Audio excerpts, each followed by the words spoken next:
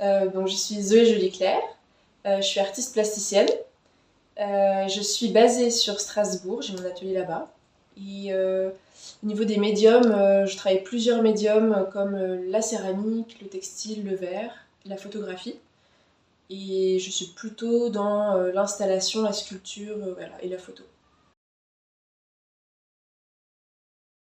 Donc, j'ai fait la Haute École des Arts du Rhin de Strasbourg, qui sont les anciens arts décoratifs de Strasbourg, où il y avait pas mal d'ateliers en fait, de techniques comme le verre, la céramique, le métal, etc.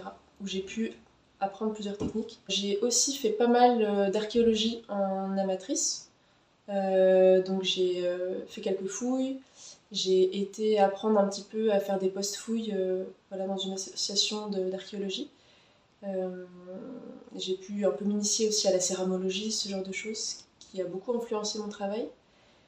Et j'ai également fait des formations en ethnologie-muséologie à l'université de Strasbourg, ce qui a permis de me mettre un pied vraiment dans l'univers muséographique. J'ai aussi pas mal voyagé en Asie, et donc j'ai notamment voyagé pour partir à la rencontre de techniques traditionnelles de textile, céramique, de verre aussi, à la fois dans les techniques qui existent aujourd'hui et qu'on a bien voulu me transmettre, me montrer, et à la fois dans leur histoire. Et c'est quelque chose que j'ai aussi réalisé en France. Je me souviens qu'avant de commencer mes études, de faire des choix, j'étais assez intéressée par d'autres disciplines comme l'archéologie, l'ethnologie, l'éthologie et la création bien sûr.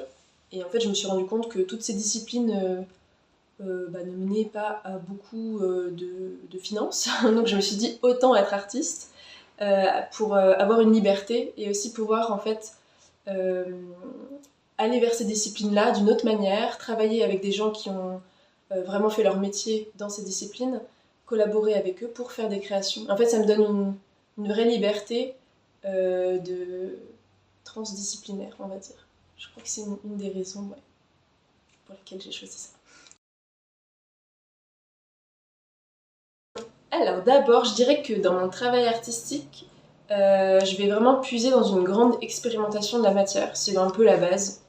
Donc je vais essayer de combiner des matériaux entre eux, de faire fusionner les matières, notamment dans les fours de céramique. Au sein de l'atelier, beaucoup d'échantillonnage, c'est un travail vraiment empirique.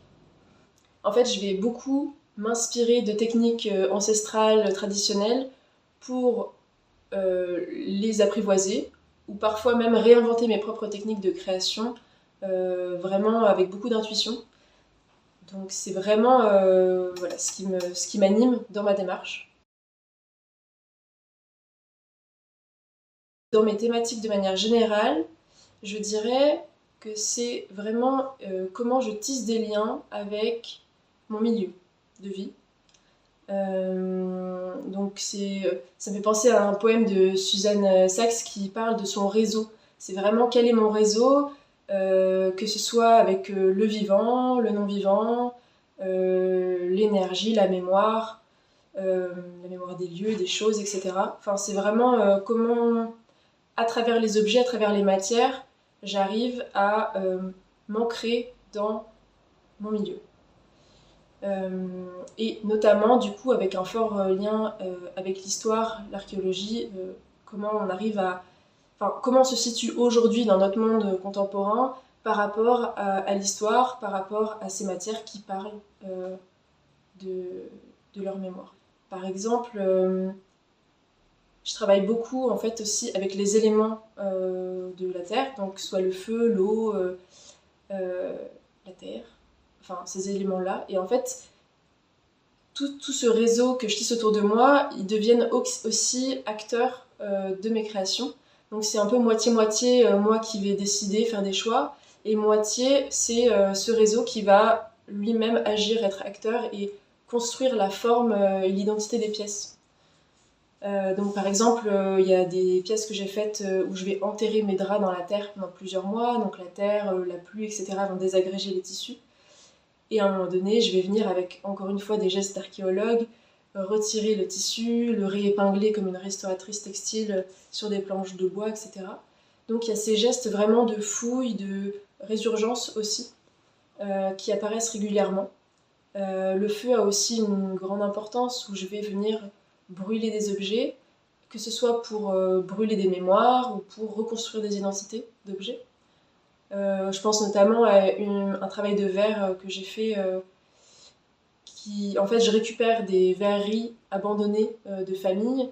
Je demande à des personnes en fait, de me donner leurs verreries de famille qui sont brisées, mais pas que les verreries qui sont transmises aussi de famille, ça peut être des choses assez banales également. Et je vais moi les refondre pour leur donner un statut de sculpture et les transformer. Et ils vont avoir un aspect très archéologique. Donc en fait, c'est aussi dans ces processus réinventer une archéologie du futur et encore une fois questionner notre rapport à notre époque, à notre milieu. Et souvent dans des protocoles rituels de résilience, où du coup je vais essayer d'agir aussi sur moi-même, sur mes émotions, sur mes mémoires et les mémoires collectives, on va dire.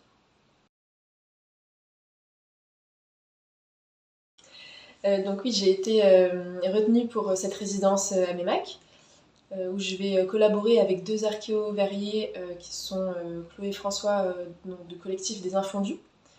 Et notamment, j'ai rencontré aussi Inès Pacta, qui est archéologue, qui travaille beaucoup avec eux. Et donc, en fait, ensemble, on va travailler à la fois sur la discipline de la verrerie, vraiment inspirée ou reconstituée à la manière de l'époque antiquité, début de l'Antiquité même, et à la fois sur le plan de la création contemporaine. Les Infondus ont vraiment pensé le four, la construction du four, et nous ensuite on va vraiment penser les matières. Enfin moi c'est là où j'interviens.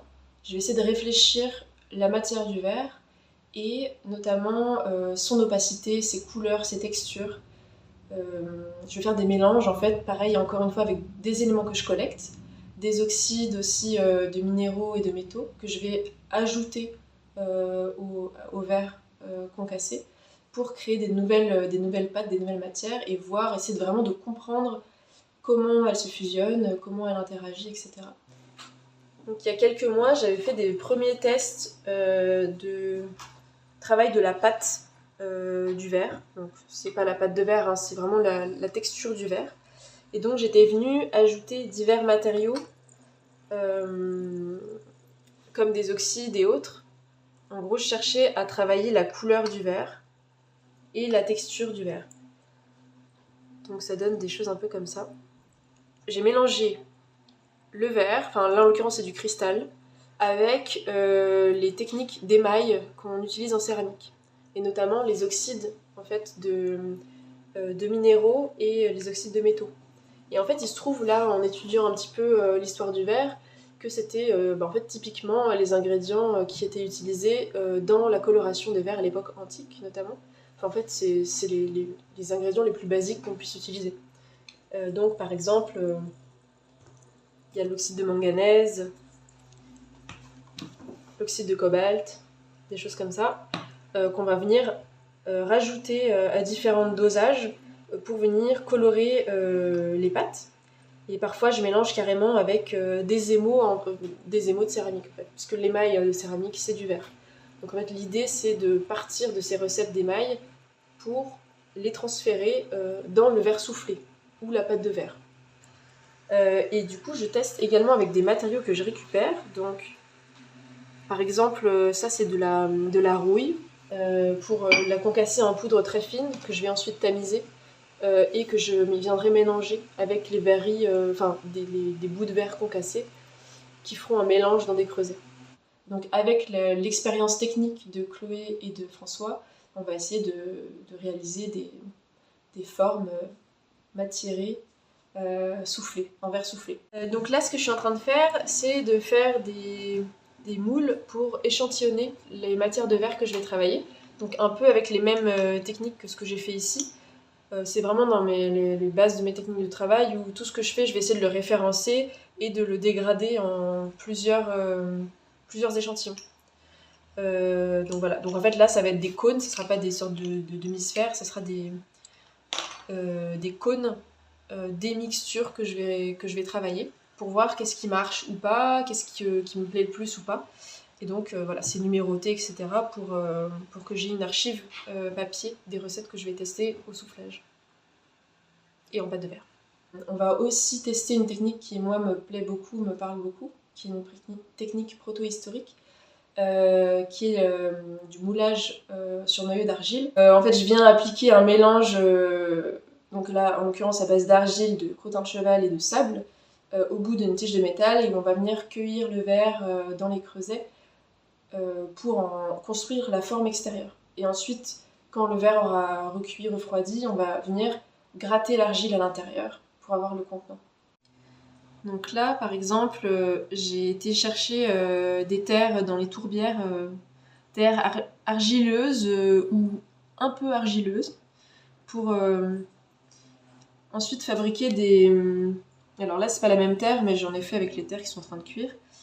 Fabriquer des sortes de moules en argile qui vont permettre de souffler le verre dessus pour avoir des empreintes dans le verre soufflé qui vont réapparaître en fait avec le travail du verre.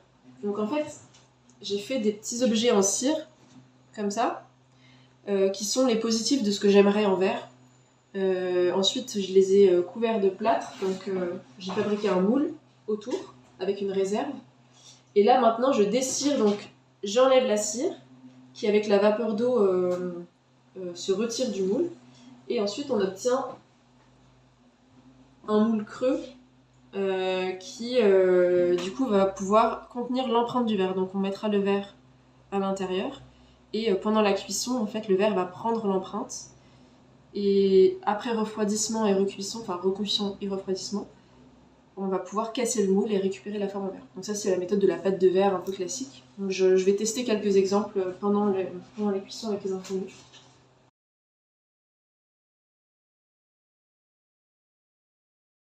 Je dirais que c'est quand même quelque chose d'assez évident et intuitif pour moi, d'aller chercher vraiment dans ces techniques ancestrales, archéologiques, expérimentales, pour faire la création contemporaine.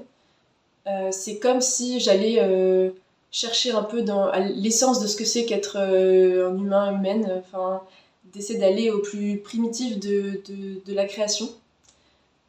Après, je dirais aussi qu'il y a un autre enjeu qui est important pour moi dans le monde d'aujourd'hui, encore une fois, c'est de questionner l'impact aussi énergétique, écologique des pièces, au niveau aussi de la pollution, etc.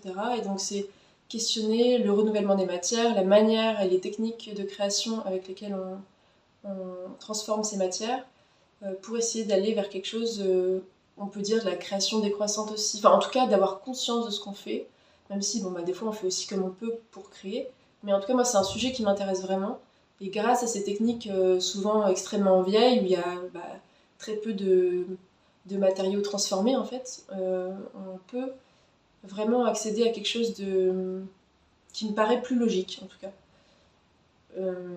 Et donc c'est aussi ce qui m'amène de mon travail de manière générale à être dans une forme de recyclage, de réutilisation des matériaux, de collecte au sein de mon environnement. Je vais aller chercher en forêt mes terres argileuses pour aller les travailler, etc. C'est vraiment essayer de faire avec le moins de machines possibles et le moins transformé. Et donc revisiter ces systèmes traditionnels, ça me permet aussi vraiment de me lier à l'histoire. Je connaissais pas vraiment la région avant de venir, mais c'est vrai que j'avais pas mal de connaissances ou amis artistes qui connaissaient la région ou qui se sont implantés aussi dans la région. Mais il se trouve qu'effectivement, il y a un peu d'histoire familiale ici, ce que j'ai découvert vraiment par hasard. Voilà, où en fait mon père est venu faire ses études pendant plusieurs années à Mémac, dans le lycée forestier, donc voilà, il y avait une histoire derrière.